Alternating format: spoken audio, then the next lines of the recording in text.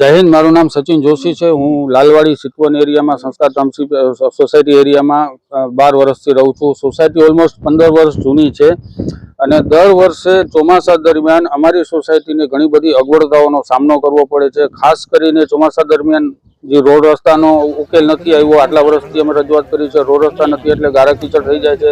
કચરાથી માંડીને ઘણી બધી સમસ્યા થઈ છે। કચરાની ગાડીઓ સોસાયટીમાં અંદર આવતી નથી, બહારથી જે લોકો નીકળી જાય છે।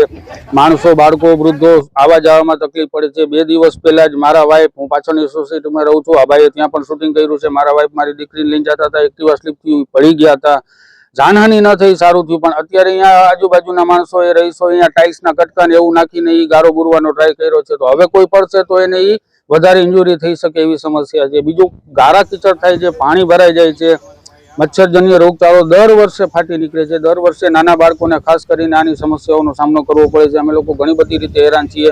સ્ટ્રીટ લાઇટનો પ્રોબ્લેમ છે, સમયાંતરે એ પ્રોબ્લેમ રહે છે।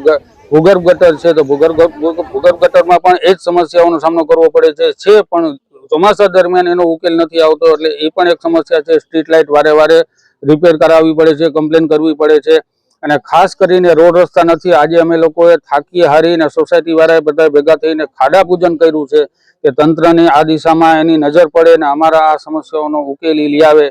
અમે બહુ જ હેરાન છીએ। અમારા રોડ રસ્તા તાત્કાલિક બને અને પ્રાથમિક સુવિધાઓ અમને આપવામાં આવે એવી નમ્ર વિનંતી।